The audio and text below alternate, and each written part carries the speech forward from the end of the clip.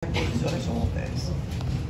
Entonces yo me voy a adelantar, lo que quiere decir que los que les toca este tema llevan un pie de ventaja, ¿verdad? Si lo cogieron y salen mal, pues ya, ahí sí, marica, no hay nada que hacer.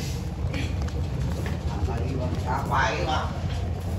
Bueno, es un tema que lo hemos también de una u otra manera, lo hemos hablado a lo largo del curso de inmunología.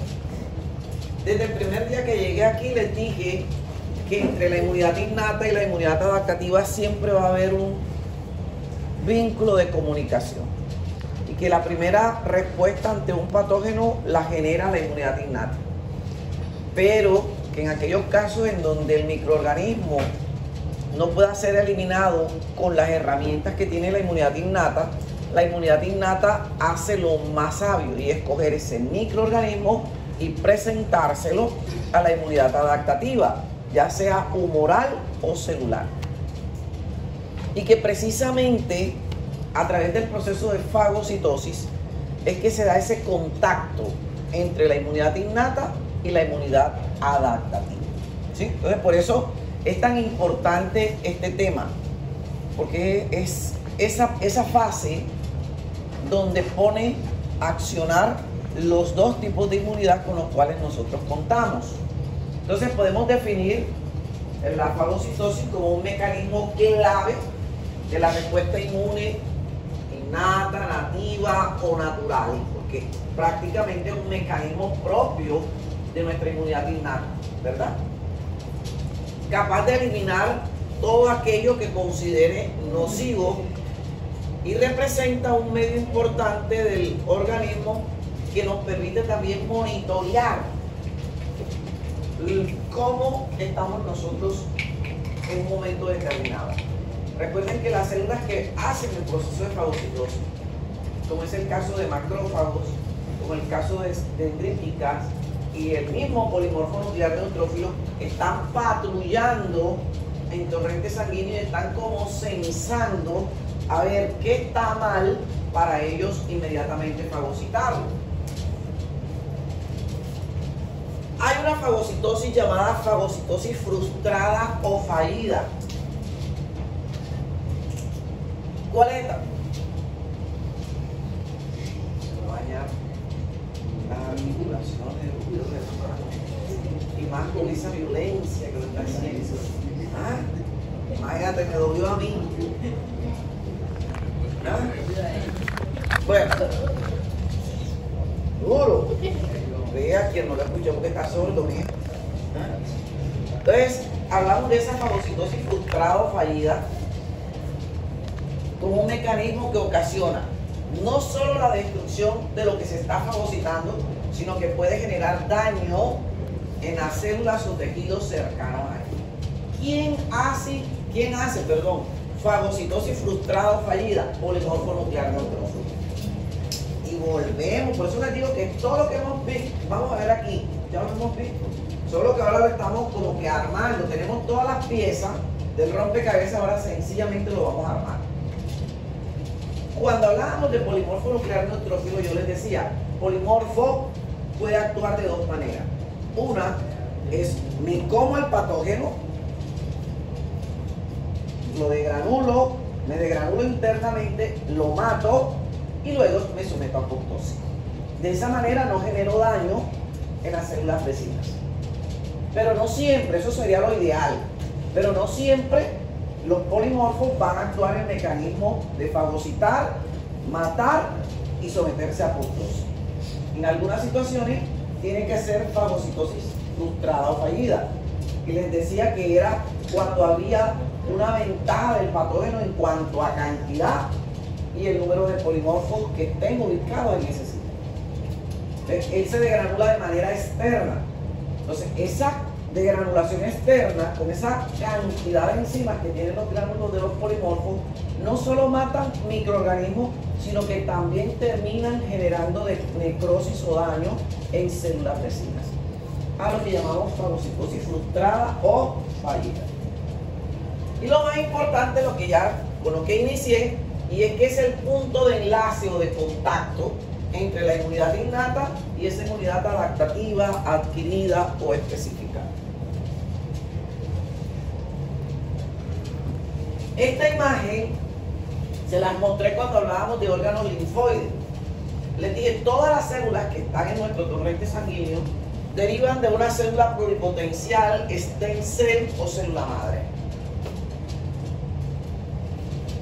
Y que tenemos dos grandes progenitores, un progenitor mieloide, que es el que origina todas las células de la inmunidad innata, nativa o natural, y que la característica de ellos es que tienen gránulos en su citoplasma y que esos gránulos son ricos en mieloperoxidasa, que es precisamente lo que le permite coger y matar al patógeno.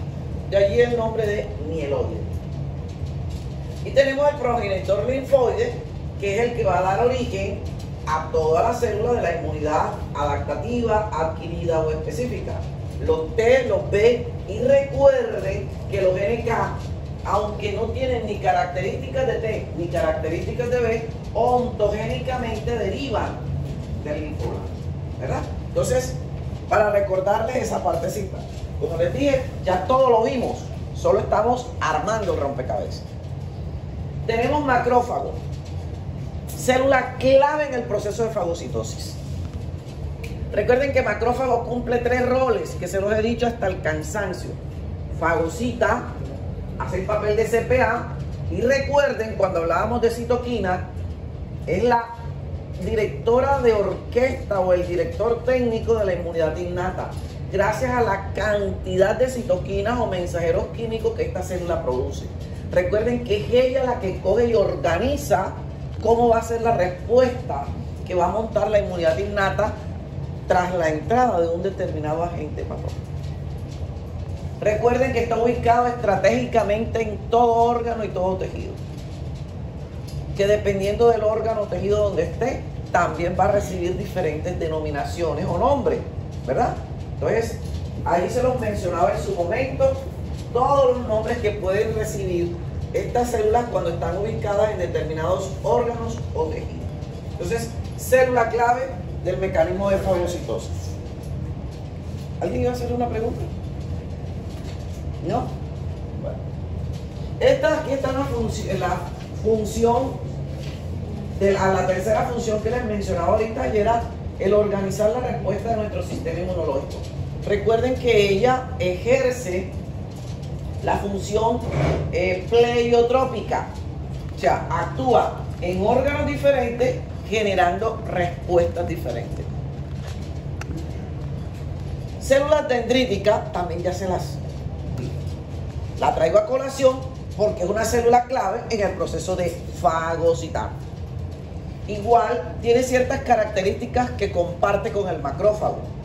Se ubica estratégicamente, al igual que el macrófago, en órganos y tejidos. También recibe diferentes nombres dependiendo del órgano o tejido donde esté ubicado, y juega 2 roles importantes: fagocita y hace papel de CPA. Y el señor estrella en infecciones de tipo bacteriana, polimorfo nuclear neutrófilo. Recuerden, fagocita, mas no hace el papel de CPA. Recuerden que él, si se engulló, se comió al patógeno, se tiene que someter a apoptosis. Y si hace fagocitosis frustrada o fallida, de igual manera se muere porque él rompe su membrana y libera todo el arsenal enzimático. Entonces, él nunca va a quedar vivo después del proceso.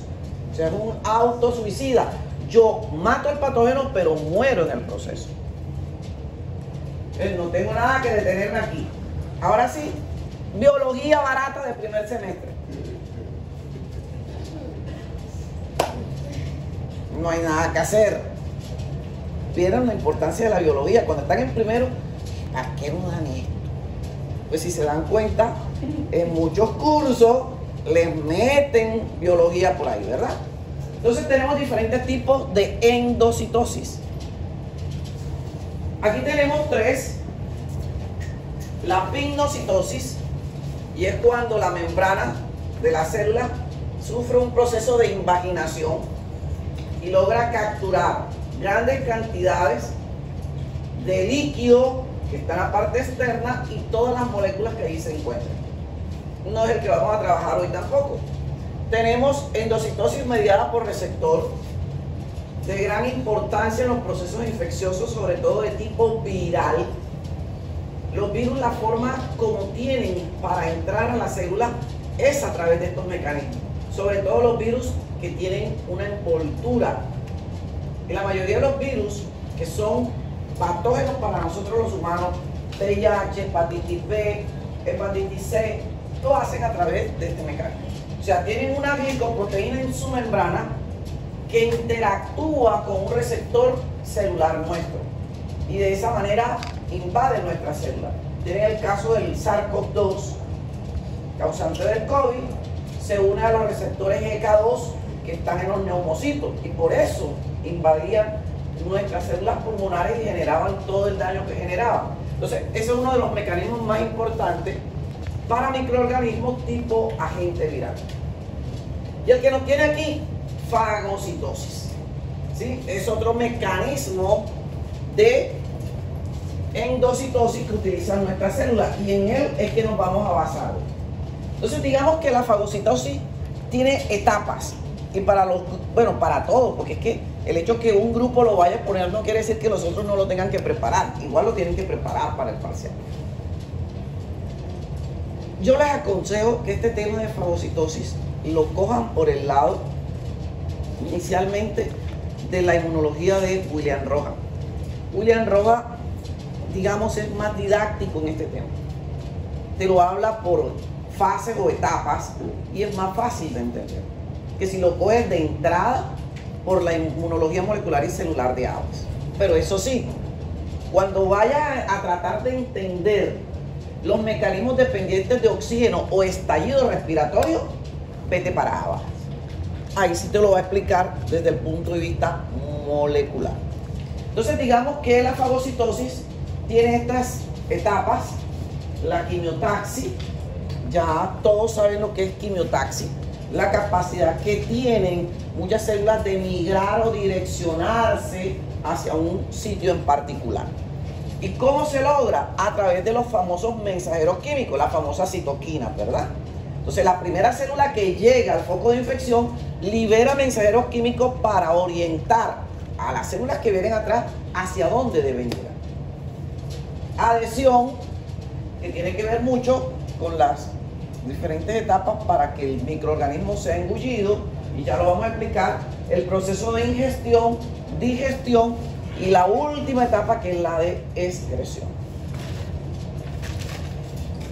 Entonces, aquí tenemos algunas quimioquinas que ya, como les dije, esa parte la hablábamos cuando tratamos el tema de citoquina. Entonces, las quimioquinas o factores quimiotácticos son las que dirigen la migración de los leucocitos a los focos de infección, que son las que te orientan hacia dónde deben ir las células.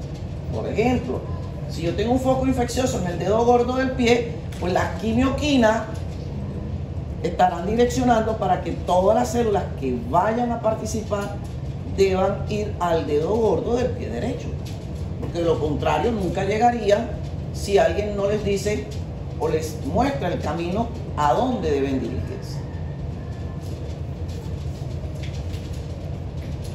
¿Quiénes producen quimioquinas? Pues tenemos un arsenal de mediadores, productores de estas quimioquinas. Indudablemente los más importantes son los microorganismos. El microorganismo que entra es el que le da la pauta al sistema inmunológico para decir: yo estoy aquí y tengo estas características, para que produzca mensajeros químicos para que direccione el tipo de células que van a llegar. ¿A qué hago referencia con esto, chicos? No es lo mismo, y yo creo que ya eso debe estar claro en el disco duro de ustedes, a estas puertas de 2-3 semanas para llegar a un final. ¿Cuántas semanas quedan? Ahí estamos. Ya estamos, mejor dicho, más de aquel lado que de este. ¿Qué les dije? ¿Qué les he dicho yo? Con respecto a cómo se monta la respuesta. La respuesta se monta dependiendo del patógeno que haya ingresado. No es lo mismo si entra una bacteria Así entró un virus. Si es una bacteria, ¿qué célula protagónica debe llegar? Polimorfo. Entró un virus, NK, citotóxico. Entró un alergeno o parásito, eosinófilos y basófilos. O sea, de allí la importancia.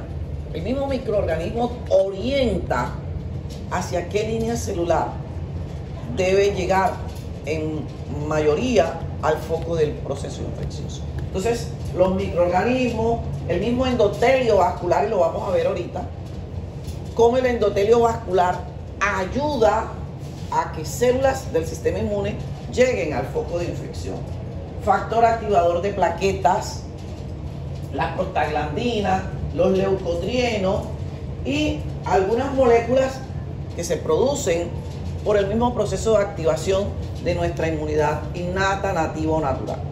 Recuerden, sistema de complemento, vuelve y juega, se activa por 3 vías. Una hace parte de la inmunidad adaptativa, que es la vía clásica, para aquellos que les toca sistema de complemento, pero hay 2 que hacen parte de la inmunidad innata. ¿Quién? La vía alterna y la vía de las lectinas. Y recuerden que las 3 vías del sistema del complemento tienen un punto de convergencia, y es a partir de ese 3. Y a partir de allí las 3 vías son completamente igualitas. Y todas producen la mayor anafilotoxina que podemos tener, C5A. Y recuerden que la C5A es una quimio atrayente de células de tipo proinflamatorio. Entonces, por eso se habla aquí de ellas como mediadoras de las quimioquinas. Entonces, ahora sí, esta imagen es de la inmunología molecular y celular de ABA, para el que quiera ir a leer el recuadro de esta imagen. Ojo, que esto que vamos a explicar ahora también es crucial para el proceso de inflamación. Entonces, para los grupos que les toque inflamación, esta parte les va a ayudar. Chicos, si ustedes aquí no salen sabiendo lo básico de inflamación, no ganan en inmunología. Y de hecho, se las tiro plena. El mayor número de preguntas del parcial final, inflamación. Porque cuando yo los coja en sexto, nuevamente, necesito que sepan ya la inflamación. Entonces, inflamación crucial. Si usted no sabe lo básico de inflamación, no sabe inmunología. Bueno, entonces nos ubicamos en esta imagen. Estas células largas que vemos aquí son las células del endotelio vascular. Esto que vemos acá es tejido. Ponga el nombre que quiera al tejido. Hígado, riñón, pulmón, piel, lo que usted quiera. Esto es tejido. Lo que quiere decir que por aquí está circulando la sangre. Y obviamente, ¿qué tenemos en sangre? El mayor número de células nuestras están en torrente sanguíneo. Célula clave como centinela de tejido, macrófagos. Recuerden que dendrítica es más de piel. Es más de piel. Sin decir que no puedo encontrar dendríticas en otros tejidos, sí. Pero digamos que el sitio de ubicación predilecto de las células dendríticas es piel y mucosas. Ahí vas a tener dendrítica por doquier. Recuerden la famosa célula de Langerhans, que la mencionan ustedes muchísimo, es una célula dendrítica ubicada en piel. Entonces, en tejidos profundos predomina más macrófago. Entonces, miren que aquí hablamos de etapa de adhesión, o lo pueden encontrar en algunos libros como la etapa de rodamiento. El mayor número de macrófagos no van a estar ubicados en los tejidos, no van a abundar la cantidad de macrófagos. Hay unos cuantos que, como les digo, van a servir de centinela, como vigilando, ¿verdad?, ese tejido. Entonces, aquí entró un patógeno, un microorganismo. ¿Qué hace el macrófago que está ubicado en ese tejido donde llegó ese patógeno? Inmediatamente se lo va a fagocitar. Aún no les estoy hablando de etapa de fagocitosis, les estoy hablando de la etapa de adhesión o migración leucocitaria, como lo van a encontrar en el libro de Julián Roma. Entonces, esta célula que fagocita es la que va a poner en alerta para que se dé el efecto de migración de las células a ese foco de infección. Cuando los microorganismos entran, no entra una bacteria, ni entra un virus, entran millones de patógenos. Por lo tanto, las que están allí de centinela no van a dar abasto para eliminar esa carga microbiana que acaba de ingresar. Por eso la que está aquí de centinela es la que va a poner la voz de alerta para que el sistema inmune mande la cantidad de células que se requieran para eliminar el patógeno. Por eso les decía que muchas veces al polimorfo nuclear neutrófilo le toca hacer fagocitosis frustrada o fallida. Él dice, no, mientras llegan el refuerzo, ¿qué me toca a mí? Yo estoy aquí, yo tengo que poner la cara. Y por eso al inicio casi siempre el polimorfo nuclear hace fagocitosis frustrada mientras llegan los demás. Entonces vemos cómo aquí este macrófago libera las primeras citoquinas llamadas interleuquina 1 y factor de necrosis tumoral. Ya las hablamos cuando hablábamos de citoquina y hablábamos de la importancia del factor de necrosis tumoral, y si mal no estoy, salió pregunta en el segundo parcial que tenía que ver con factor de necrosis tumoral. ¿Qué hacen estas dos citoquinas? Estas dos citoquinas lo que van a hacer es preparar el endotelio vascular, porque recuerden, y ustedes lo vieron en histología, no me digan que no, lo vieron en histología, el endotelio vascular las células están unidas a través de las famosas uniones estrechas, biología barata de primero, uniones estrechas, de tal manera que el endotelio vascular, mientras no hay ningún proceso infeccioso, mientras no exista un daño del endotelio vascular por heridas o algo, la sangre circula solo a través del endotelio vascular. La sangre no está desparramada en los tejidos. La sangre circula a través de arterias, venas y capilares. Entonces, ¿qué necesito yo? Yo necesito avisarle al endotelio vascular que empiece a abrir espacio entre sus uniones estrechas para permitir que células que están circulando en torrente sanguíneo pasen acá donde está la infección. Entonces, ese es el rol protagónico de estas dos primeras citoquinas. Decirle al endotelio vascular, hey, aquí acaba de entrar un patógeno y necesitamos que te hagas permeable para que células que están acá pasen acá. ¿Qué va a suceder? Inmediatamente el endotelio vascular recibe la señal de la interleuquina 1 y del factor de necrosis tumoral, va a empezar a activarse el endotelio vascular.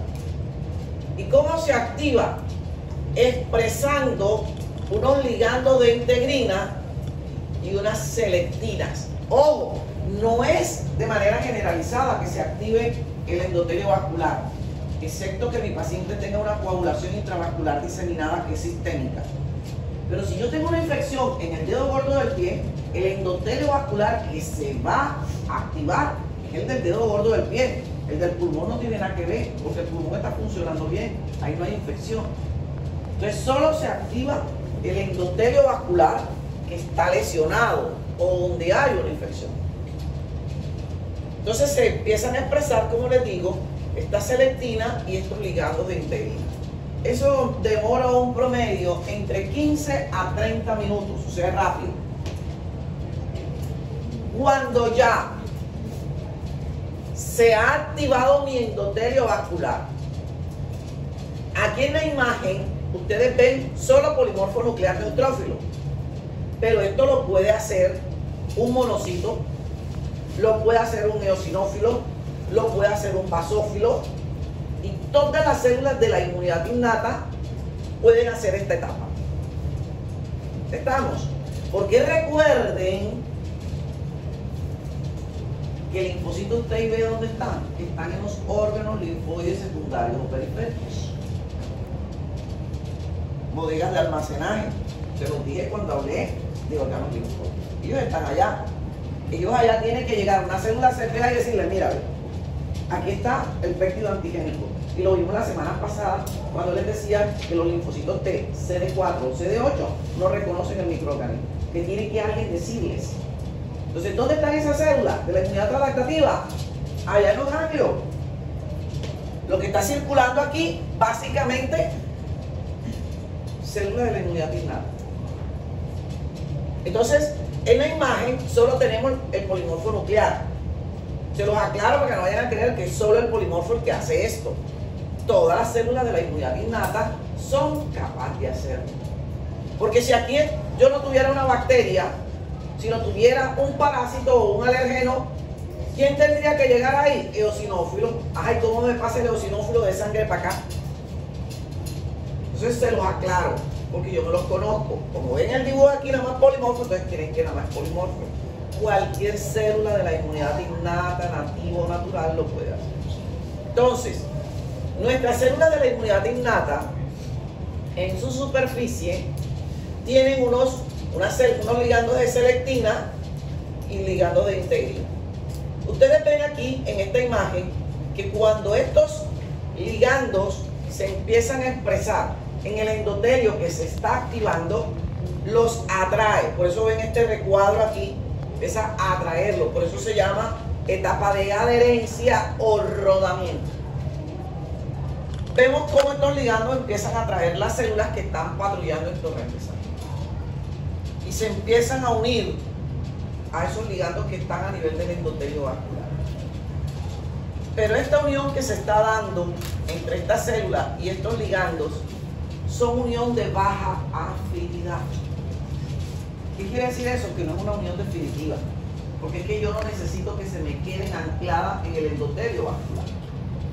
Entonces es una unión laxa, débil.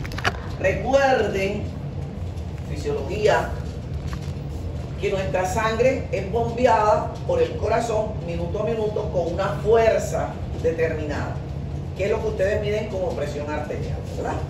Eso es una fuerza con que la sangre circula. Entonces, esa misma fuerza con que circula nuestra sangre permite que esta célula pegue y despegue, vaya rodando a nivel del endotelio vascular. Por eso les decía que lo pueden encontrar o como adherencia o etapa de rodamiento. Al mismo tiempo que esas células van rodando, se van empezando a separar un poco. Esas famosas uniones estrechas empiezan a separarse un poco. Esos espacios que se empiezan a abrir a través del endotelio vascular se llaman funestras. A través de esas funestras es que mis células del endotelio, las células que están circulando van a poder pasar del torrente sanguíneo a tejido a través de un mecanismo, el término de glosario llamado diapedesis. Entonces la diapedesis no es más que el paso de las células de torrente sanguíneo a tejido. Ahora, si ustedes se dan cuenta, nuestras células son esféricas.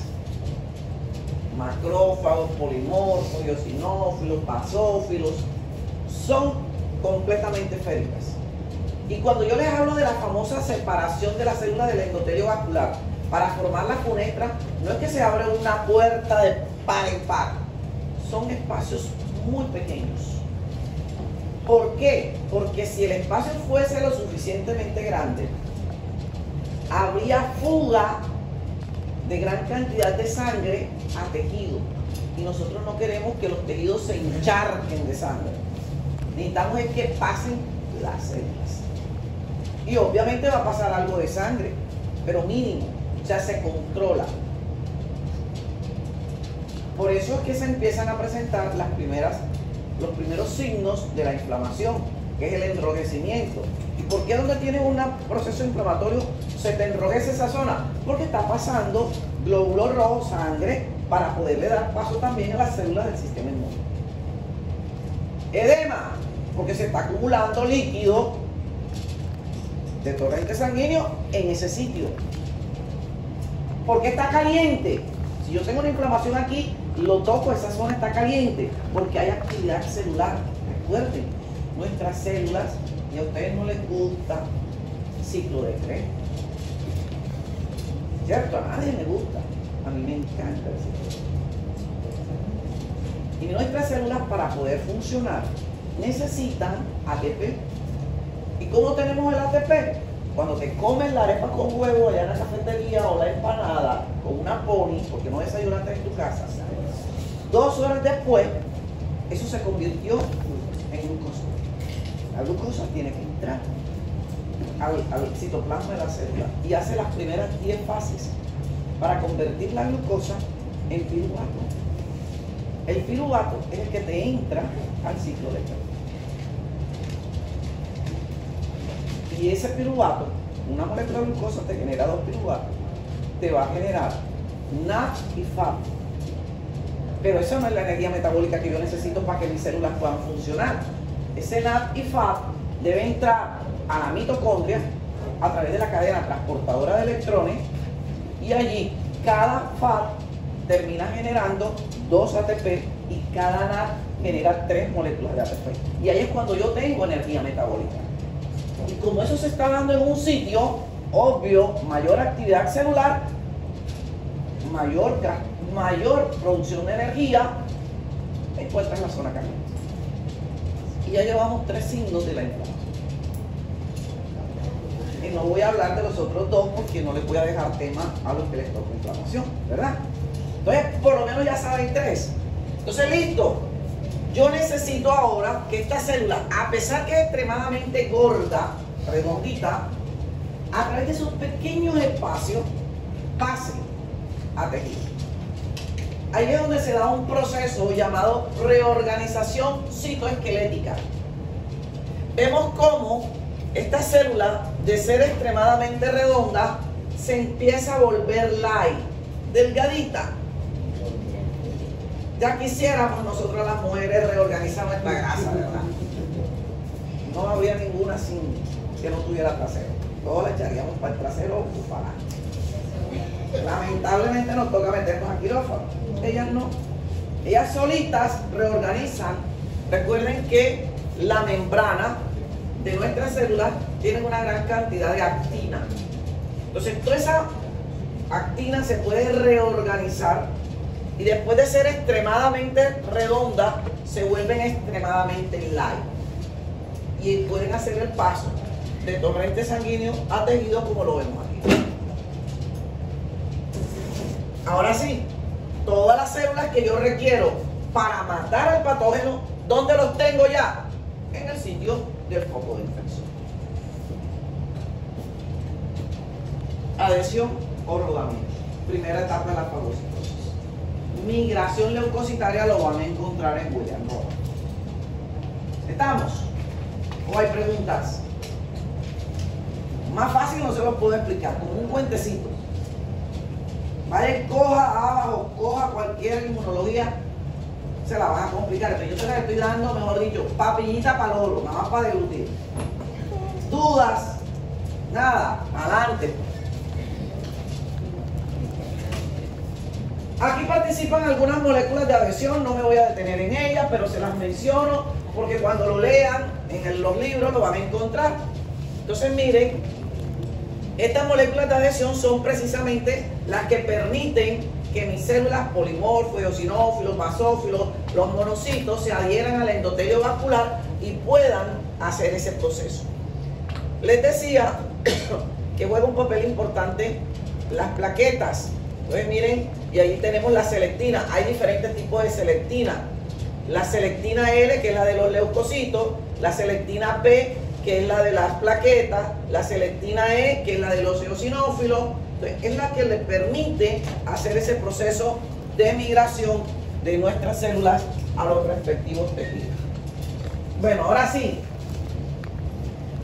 Vamos a entrar a hablar de unos receptores que juegan un papel protagónico en este mecanismo. Esto sí es nuevo, no lo habíamos visto, se los había mencionado someramente en algún momento, pero no lo habíamos hablado. Y tiene que ver con una gran familia de receptores llamadas PRR. Esa gran familia PRR, la sigla traduce receptores de reconocimiento de patrones. Receptores de reconocimiento de patrones, PRR. Y dentro de esos PRR hay una familia que nos interesa el día de hoy, y son los famosos Toll-like receptor. Hay aproximadamente descubierto casi 16 Toll-like receptor, pero solo a 9 de ellos ya se les conoce la función fisiológica para la cual están. A los otros todavía no. Esos 16, de esos 9 Toll-like receptor a los cuales ya se les conoce la función, algunos van a estar en la parte externa, o sea, en la membrana de la célula, pero hay otros que van a estar a nivel de endosomas, o sea, vesículas llamadas endosomas. Van a haber algunos ahí. La razón, obvia. ¿Quién me la dice? ¿Por qué hay unos afuera y otros adentro? Porque esos son para bacterias y estos para virus. Para microorganismos, o sea, no podemos hablar de bacterias o virus, extracelulares e intracelulares. Entonces mi célula tiene que garantizar tener receptores para reconocer los que son extracelulares y para los intra, para aquellos que son obligatoriamente intracelulares. Entonces, veamos esos famosos Toll-like receptor. Bueno, miren, dentro de los PRR, o sea, receptores de reconocimiento de patrones, hay algunos que son solubles, que no son receptores de membrana, sino que son proteínas, pero que facilitan ese proceso de fagocitosis. Ya mencionamos uno y lo trabajamos en el laboratorio. Mírenla aquí, la belleza tropical, proteína C reactiva. Y cuando hablábamos de proteína C reactiva, yo les dije, cumple 3 funciones inmunológicas. Actúa como oxonina. ¿Y qué es oxonizar? Marcar, señalar para que células fagocíticas vayan y se la coman al patógeno que está marcado. O sea que oxoniza y además estimula fagocitosis. Por eso está aquí, dentro de la pentraxina. No es la única, pero a nivel diagnóstico, la PCR es la que juega un papel protagónico. Por eso les decía que la importancia clínica de la proteína C reactiva para usted como médico es saber que entre más alta está, más infección, más inflamación, más daño tisular. Y que a medida en que baja, tu paciente está respondiendo de mejor forma. Y que si está muy alta, es porque el sistema inmune está montando una respuesta contra ese foco de infección que tenemos. Tenemos las colectinas, y a quien le tocó sistema de complemento, cuando hable de la vía de las lectinas, pues tendrá que hablar de la famosa MBL o proteína ligadora de manosa. No es una molécula anclada en ningún lado, sino está de manera soluble. Y cuando hay un microorganismo que en su pared tiene manosa, ella se pega, la oxoniza y de esa manera se activa la vía del sistema de complemento vía lectina. La ficolina es una proteína también soluble que tiene una estructura muy similar a la de las colectinas, y esta ficolina reconoce N-acetilglucosamina y ácido lipoteicoico en microorganismos tipo bacterias. Entonces, cuando las bacterias encuentran estos patrones moleculares asociados a patógenos, la ficolina se une, la marca, la señala para que se activen mecanismos de fagocitosis. Entonces, miren ustedes,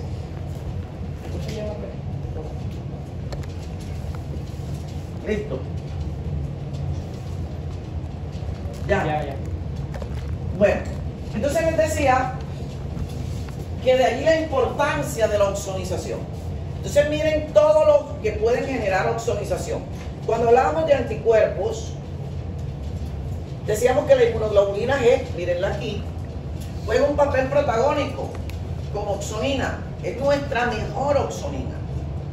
Marca, señala, para que células fagocíticas vayan y la latan. Fragmentos del sistema del complemento, como el C3b, está el C5a, que atrae células proinflamatorias. Entonces, la oxonización juega un papel crucial en el proceso de fagocitosis. Porque microorganismo que esté oxonizado está señalado para que células fagocíticas vayan y se lo coman. Entonces, ahí la importancia de este mecanismo. Ahora sí, vamos a hablar de los Toll-like receptors. Les decía que es la familia de los PRR más importante para nosotros.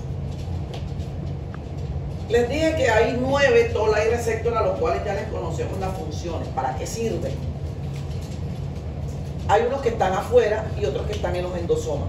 Vamos a empezar por los que están internos, que son menos. Fácil de aprender. Los 3 últimos, 7, 8 y 9. Y agréguele el 3. Y ya se sabe cuáles son los internos. Lo que quiere decir que los externos son los restos. El 1, el 2, el 4, el 5 y el 6. Fácil de aprender. ¿O no, doctora? ¿Cierto? Pero como miraste feo, como que dice, ahí dice lo que es fácil. Entonces los 3 últimos internos, 7, 8, 9 y el 3. Los demás son extracelulares, o sea, están en la superficie. ¿Cuál es la finalidad de estos Toll-like receptors? La semana pasada, cuando hablábamos de moléculas del complejo mayor de histocompatibilidad, y yo les describía la estructura de estas moléculas, 1 y 2, yo les decía que tenían una pequeña colita citoplasmática que no traducía en señal, que solo pegaban péptidos, no más, pero que no traducían señal al interior del núcleo de nuestra célula. Estos señores son todo lo contrario. Es una cascada bioquímica ni la mancha. Yo no les voy a hablar de esa cascada bioquímica. Si alguno se anima a hacer una maestría o un doctorado en inmunología, entonces ahí sí nos vemos cara a cara con la cascada bioquímica de la activación. Para no alargarles el show, la finalidad de aquí, cuando mi Toll-like receptor, mírenlo aquí, se une a los PANs. ¿Qué son los PANs? Patrones moleculares asociados a patógenos. Traducido al castellano, ¿qué quiere decir? Que son estructuras que solo se encuentran en los microorganismos. Virus, bacterias, hongos o parásitos. No están en las células clónicas. Por eso es que a pesar que mis células las células de la inmunidad innata, que no tienen memoria, que no son específicas, pueden distinguir entre si ella es una bacteria, si ella es un virus, si él es un parásito o si él es un hongo. ¿A través de qué? A través de los PANs. Y ahorita vamos a ver un listado de los PANs más comunes que hay en estos 4 grupos de microorganismos. Entonces, una vez que mi Toll-like receptor reconoce el PANs que tiene el patógeno, inmediatamente se va a dar una cascada de señalización. Se fosforilan los dominios TIR que están en la parte citoplasmática de mi Toll-like receptor y se da toda una cascada bioquímica para producir los famosos factores de transcripción. ¿Qué son los factores de transcripción? Los factores de transcripción es un mensaje que va a entrar a través de los poros nucleares al núcleo donde están los genes para que se produzca una determinada citoquina. Por ejemplo, si yo tengo en este momento un proceso parasitario, ¿quién juega un papel protagónico ante parásitos? La histamina. Entonces, aquí cuando mi PRR o mi Toll-like receptor se une a alguna estructura propia del parásito, se manda una señal y se produce un factor de transcripción para que active el gen que está en el núcleo capaz de producir histamina. Entonces yo empezaré a producir histamina. ¿Para qué? Para que los eosinófilos, los basófilos vayan y traten de eliminar a ese parásito. Entonces esa es la función de estos toll-like receptors: generar, como les digo, factores de transcripción para activar la respuesta de nuestro sistema inmune. ¿Cómo sabe mi hígado cuándo debe producir más proteína C reactiva? Porque precisamente a través de los toll-like receptors se activa el gen que induce la producción de proteína C reactiva. Entonces, es una forma de poder producir los famosos mensajeros químicos que requerimos para eliminar un determinado agente patógeno. Disculpa, ¿me puedes repetir lo que significan los PANs? Patrones moleculares asociados a patógenos. Chicos, esta imagen, quien la diseñó, pues colocó todos los receptores en la parte externa. Pero recuerden que hay unos que son citosólicos, 7, 8, 9 y el 13. Pero todos los colocaron acá en la superficie. Me imagino, como es una diapositiva interactiva, por facilidad al momento de hacerla. Entonces se los aclaro. Entonces miren, aquí tenemos del 1 al 5. Voy a ir abriendo. Entonces miren, por ejemplo, el toll-like receptor 1 identifica lipopéptidos. El toll-like receptor 2 reconoce PANs en las micobacterias. El toll-like receptor 3, RNA viral, recuerden que ese es citosólico. ¿Y los virus dónde están? Al interior de la célula, ¿verdad? El toll-like receptor 4 reconoce estructuras propias de las bacterias gram negativas. El toll-like receptor 5, flagelina. Recuerden que hay muchas bacterias que tienen flagelo que les permiten la movilidad. Esa es la primera parte. Esta es la segunda parte de la misma diapositiva. Entonces miren que una vez que el toll-like receptor se unió a los PANs de sus respectivos microorganismos, ¿qué producen? Toda esa cascada de señalización que yo les hablaba. Se producen los famosos factores de transcripción. Uno de los más importantes es el factor nuclear kappa beta. El que vemos aquí, miren que la gran mayoría terminan produciendo factor nuclear kappa beta. Y el MYC88 son de pronto los factores de transcripción más importantes. Y miren, ¿qué generan esos factores de transcripción? Entran al núcleo, activan genes para que se produzcan ¿qué? Mensajeros químicos. Mírenlo aquí. Interferón alfa, interleuquina 1, interleuquina 12, defensinas, proteína C reactiva, interleuquina 4, la 12, la 5, factor de necrosis tumoral. O sea, es la forma como tiene mi célula de saber qué mensajeros químicos, dependiendo del patógeno que la haya activado, debo producir. ¿Estamos? De lo contrario, produciría cualquier citoquina. Y no es la idea. La idea es que produzca la citoquina dependiendo del toll-like receptor que se haya activado, dependiendo del PANS que tenga el microorganismo. Estos son el resto de los receptores. Ahí tenemos el 6, el 7, el 8, el 9. Aquí está la segunda parte. Miren, se producen factores de transcripción que terminan generando los famosos mensajeros químicos o citoquinas. Listo, entonces vamos a definir términos. ¿Sí ven por qué escogí fagocitosis para explicarlo? Entonces aquí tenemos unos términos. Ahí tienen la definición de lo que es un PANS. Miren, patrón molecular asociado a patógeno. Entonces la inmunidad innata reconoce estructuras que son características de los microorganismos patógenos, que no están presentes en las células nuestras. Los DAMs. Esa sigla DAM traduce patrones moleculares asociados a daños. Y eso lo explicábamos cuando hablábamos de necrosis. ¿Se acuerdan? Les dije, muchas veces las células se rompen de manera abrupta y todas las organelas de las células salen al exterior. Entonces, definimos los DAN como cuando el sistema inmune innato reconoce también moléculas endógenas, así sean de nuestras propias células, que son producidas o liberadas por células dañadas o que están en proceso de muerte, pero no por apoptosis. Recuerden que apoptosis es muerte celular programada. Hay otros tipos de receptores, como son los receptores tipo NOD. Estos son citosólicos, quiere decir que están al interior del citoplasma.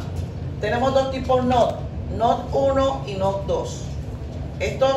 Los NOD1, por ejemplo, reconocen sobre todo cuando estamos expuestos a infecciones de bacterias gram negativas. Los NOD2, digamos que no discriminan. Cuando tenemos infecciones de tipo bacteriana, ya sea de gram positiva o gram negativa, los receptores tipo NOD van a funcionar.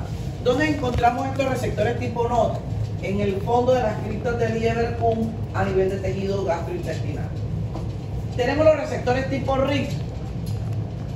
Son detectores citosólicos de RNA viral.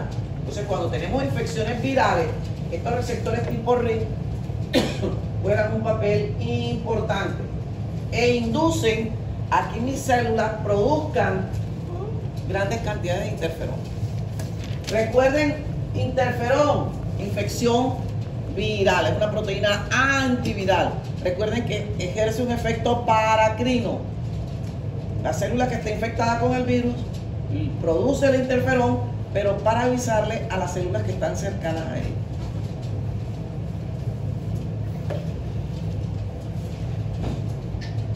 Tenemos la dectina 1 y dectina 2. Miren, ustedes se van a ver, para aquellos que logren cumplir su meta de terminar a cabalidad su carrera de medicina, van a encontrar muchos pacientes que les van a llegar con problemas de micosis, o sea, infecciones generadas por hongos. Sobre todo hay un hongo muy común y que genera estragos tenaces en los pacientes con inmunodeficiencia. En el caso de ellos, pacientes con VIH. Y es la Cándida albicans. Todos en cualquier momento hemos podido estar expuestos ante la Cándida albicans. Pero si tenemos un sistema inmunológico suficientemente bueno, no nos va a dar candidiasis. Lo que quiere decir que la Cándida albicans es una oportunista. Solo genera cuadros clínicos en personas que tienen una baja de defensa. Entonces van a recibir pacientes con unas candidiasis, como dice Dios mío, ¿cómo un paciente llega a este punto? La cándida la podemos encontrar de dos formas: en forma de levadura o en forma de hifa. Y eso lo van a ver el próximo semestre en micro. Nuestro sistema inmunológico es tan perfecto que tiene un receptor diferente para cada forma que puede adoptar la Cándida albicans. ¿Y por qué la Cándida albicans presenta estas dos formas?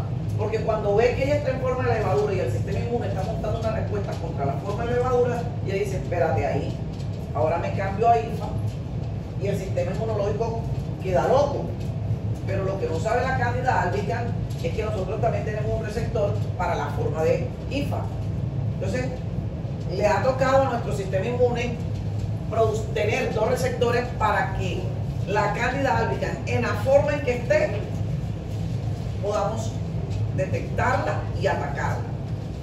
Entonces, cuando la Cándida albicans está en forma de levadura, ella tiene en su pared un beta-glucano, que es el famoso patrón molecular asociado a la Cándida albicans en forma de levadura. Entonces, cuando está en forma de levadura, nidectina 1, que es el receptor que está en nuestras células, se une al beta-glucano. Y se da ese proceso de activación, se forma el factor de transcripción, se produce la citoquina que se requiera para eliminar a la Cándida albicans en forma de levadura. Si Si tenemos a la Candida albicans en forma de hifa, el patrón molecular típico de la Candida albicans en forma de levadura es un oligosacárido rico en manosa. Entonces, ahí es cuando actúa la leptina 2. Entonces, miren ustedes cómo estos receptores son específicos para determinados patrones moleculares asociados a patrones. Y aquí está el cuadrito que les decía ahorita, donde están los PAMs más comunes.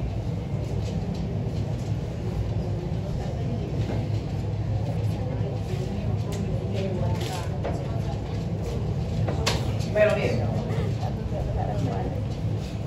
creo que en algunos momentos les he dicho que el 70 al 80% de los virus a los cuales somos susceptibles los humanos son de RNA, el material genético de los virus, pero que nosotros somos ADN en nuestro genoma.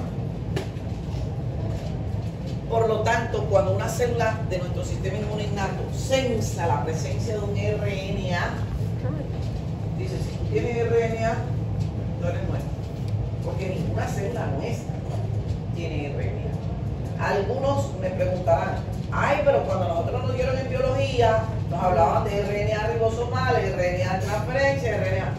Esos son RNA que se dan en el ciclo celular. Pero si hablamos de material genético, nosotros no tenemos RNA como material genético. Somos ADN puro. No pasa así con la mayoría de los virus. La mayoría de los virus a los cuales nos infectamos son de RNA. Entonces, cuando mi célula sensa que aquí hay RNA, dice, si tiene RNA, no eres nuestro. Entonces, el RNA de los virus se convierte en un patrón molecular asociado a patógenos. Pues yo ya sé como célula del sistema inmune, que si ya tiene RNA, debo atacarla.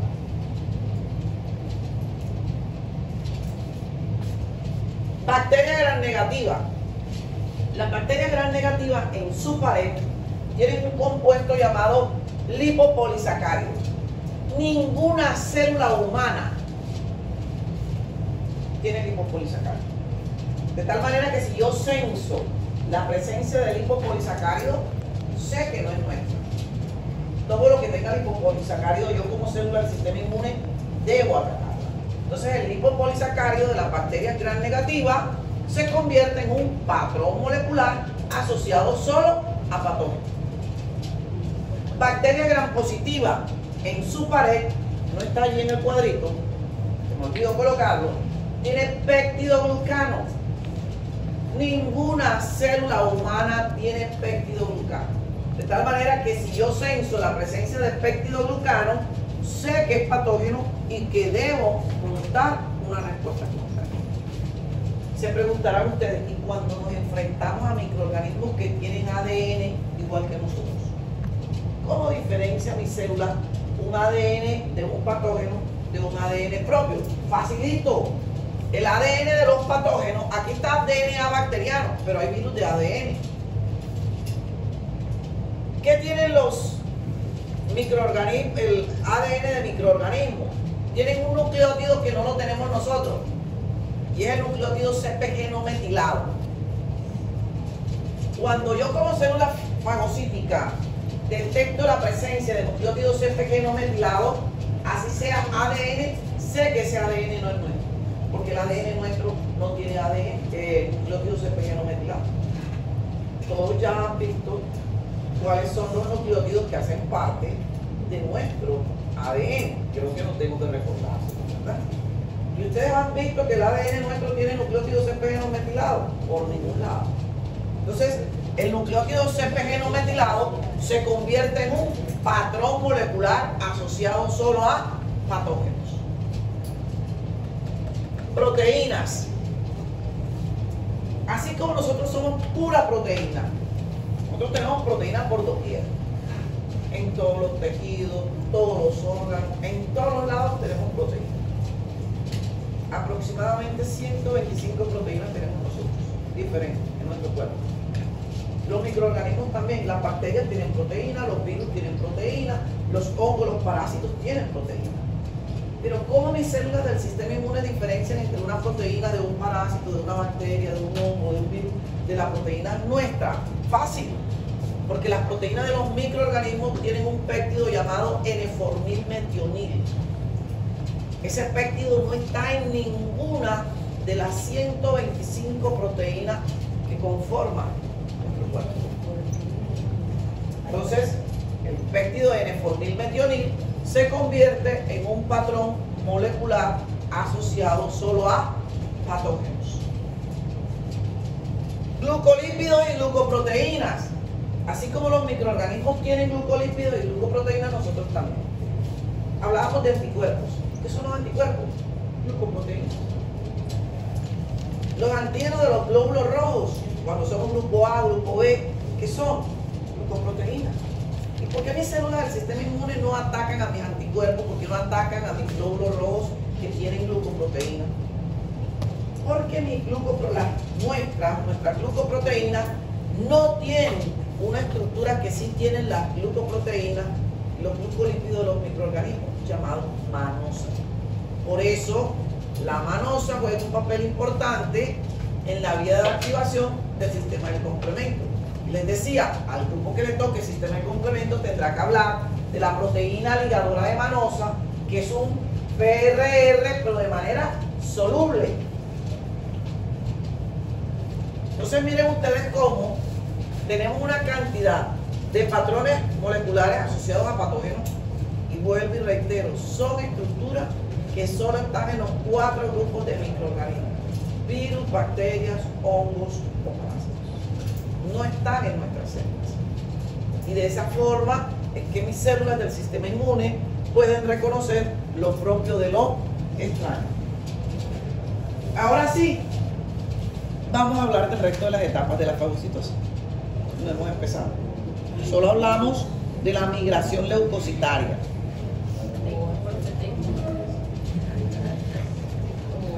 Si pensaron que fagocitosis, que cogió fagocitosis a exponer era fácil, se equivocaron.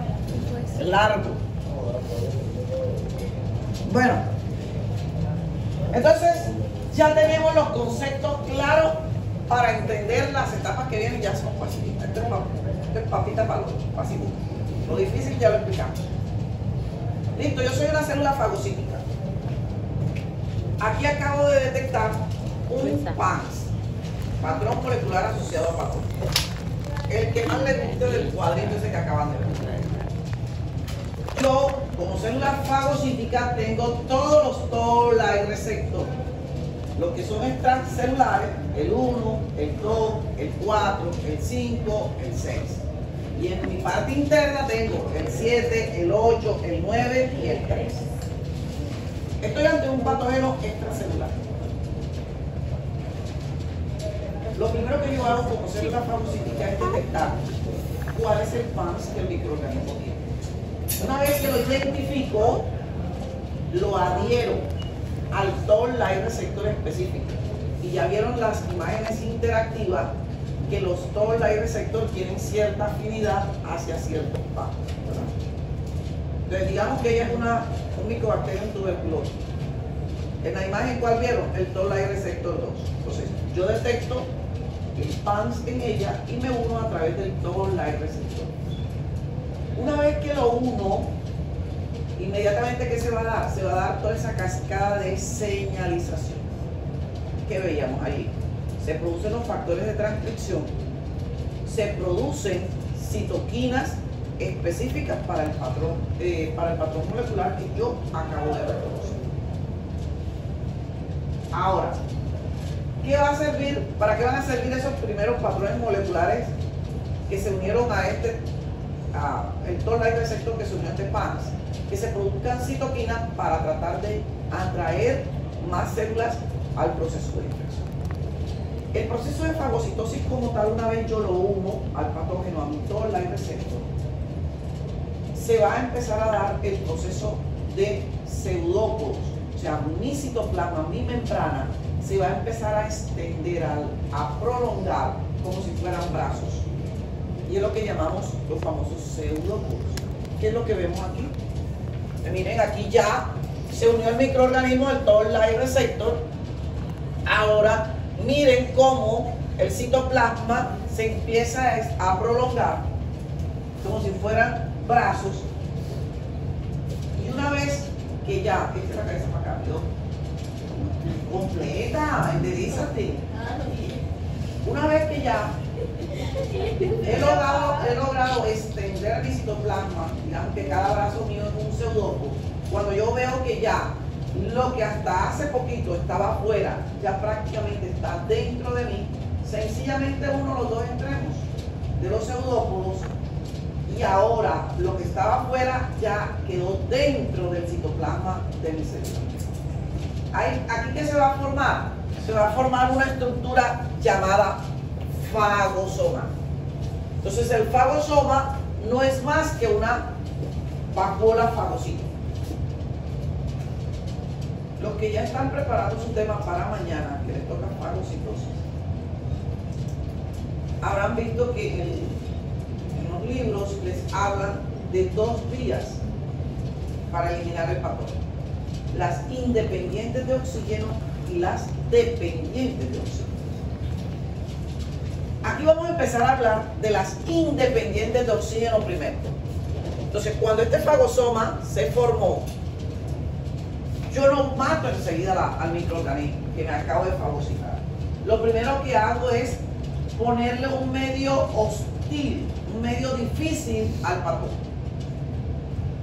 Como lo que quedó aquí al interior de este fagosoma es lo que estaba en la parte externa. Nosotros tenemos en la parte externa un pH ¿qué? Un pH neutro, ¿verdad? Nosotros somos pH neutro.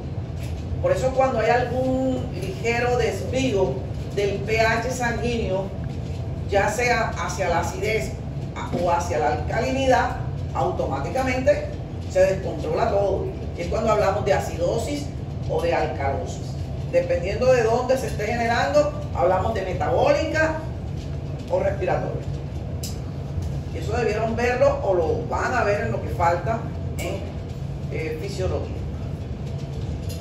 Entonces, lo que quedó aquí adentro tiene un pH, aquí tiene un pH neutro. Mientras el pH siga neutro, el microorganismo está en su salsa. ¿Qué necesito yo? Empezar a mostrarle de que no está ya bien. Le cambio el pH a esta vacuna. Entonces, voy a colocar un pH extremo. Por lo general es un pH ácido. La mayoría de los microorganismos sucumben ante un pH ácido. Pero ojo, no la he matado, no la he tocado todavía, solo se la estoy poniendo difícil. Como todo lo que quedó aquí dentro de este fagosoma venía de acá, aquí todavía hay nutrientes. Ahí hay alimentos.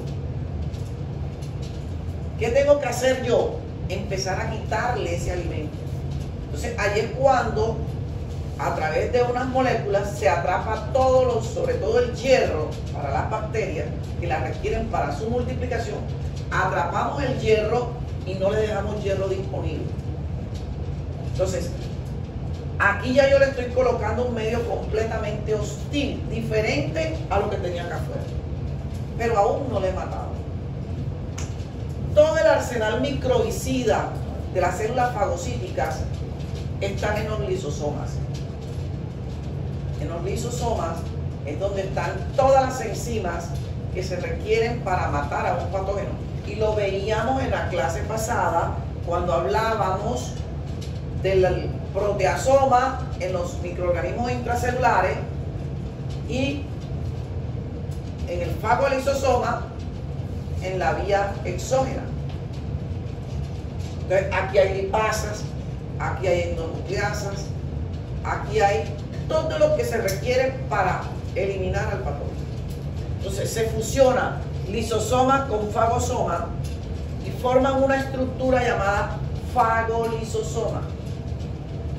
Pero aún yo no he matado a la bacteria, porque tengo que hacer un último paso, y es quitar el oxígeno molecular que quedó acá adentro. Mientras tenga oxígeno y esté respirando, está vivo. Entonces, hay una enzima que está en el citoplasma de nuestra célula llamada oxidasa del fagocito. La oxidasa del fagocito lo que hace es quitar el oxígeno molecular que quedó ahí adentro y colocar unos intermediarios reactivos del oxígeno. Entonces, cuando ya se activa ese mecanismo, es cuando hablamos de los mecanismos dependientes de oxígeno. Entonces, ¿cuáles son los independientes de oxígeno? Cambio del pH, el quitar los nutrientes.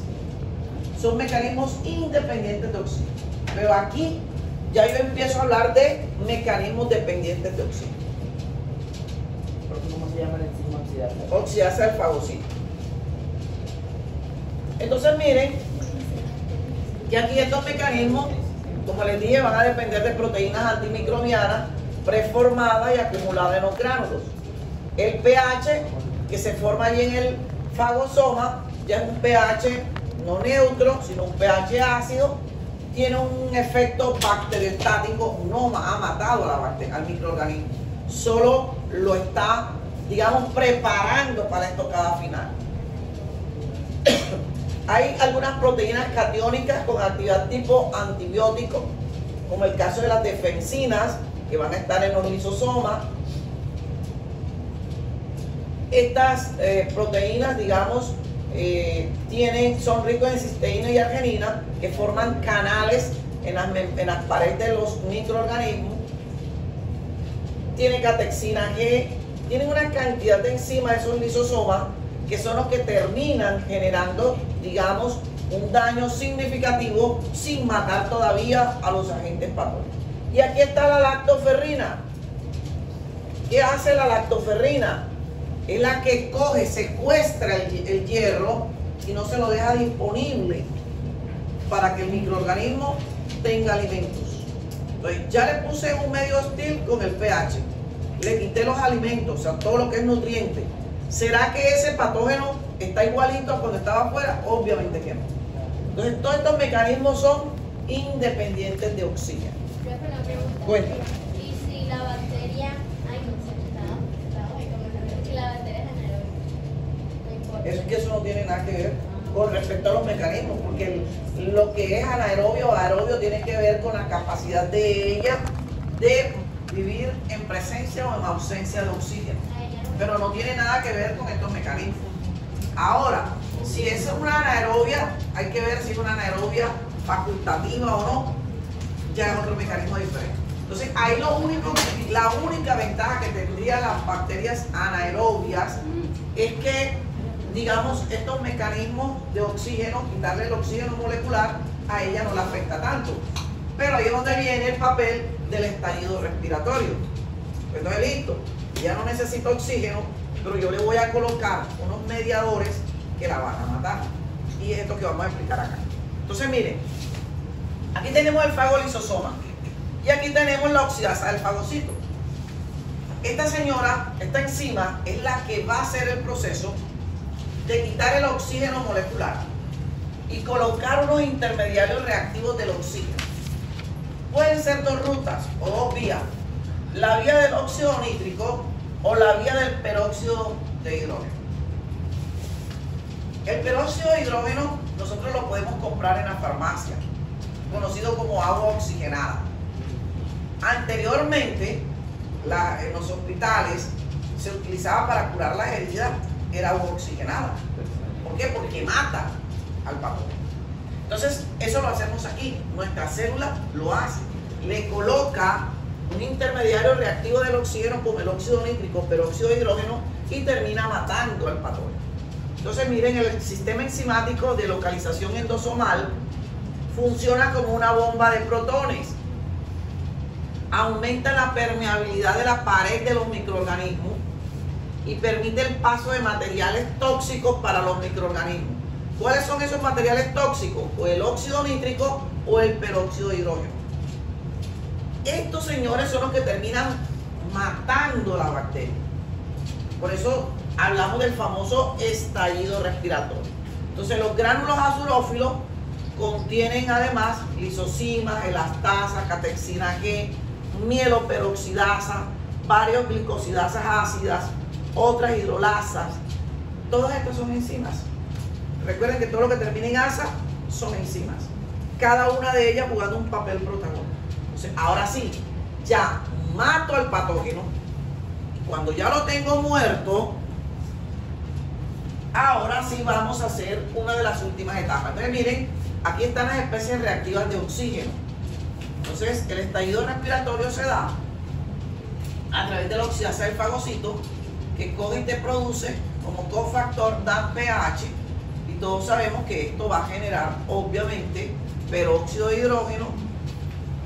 Miren cómo terminan actuando ahí enzimas como la mieloperoxidasa y terminan dándole muerte al microorganismo. Entonces miren, producen peróxido de hidrógeno y óxido cloroso, que son intermediarios reactivos del oxígeno que terminan dando muerte al patógeno. Y aquí está la vía del óxido nítrico. Entonces miren cómo a través de la vía de la arginina se convierte en citrulina, se libera óxido nítrico, y a través de la enzima óxido nítrico sintasa inducible termina generando el óxido nítrico, que es extremadamente letal para los microorganismos. Una vez que ya se dio ese proceso de muerte, ahora sí se da el proceso de digestión. Todas las enzimas que estaban en los lisosomas empiezan a actuar sobre el patógeno. Las lipasas cortarán los enlaces de los lípidos. Las proteasas cortarán los enlaces peptídicos de las proteínas.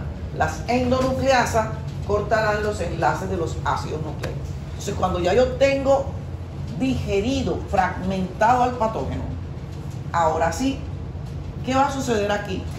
¿Por qué macrófago y célula dendrítica pueden hacer el papel de CPA? Porque tienen la capacidad de todos esos fragmentos que se formaron, mirar cuáles tienen las características de un inmunógeno y lo unen a la molécula del complejo mayor de histocompatibilidad. Y van a ir a buscar al linfocito CD4 o CD8, dependiendo de la procedencia del patógeno, y se lo van a presentar. El resto de los fragmentos que se generaron como producto de la digestión del patógeno son expulsados a través de un mecanismo llamado exocitosis. Y ahí es cuando entra el sistema del complemento, que es un sistema de limpieza para barrer todos esos restos de fragmentos de patógeno que fueron expulsados por mis células fagocíticas. Están graduados en fagocitosis. Gracias a Dios.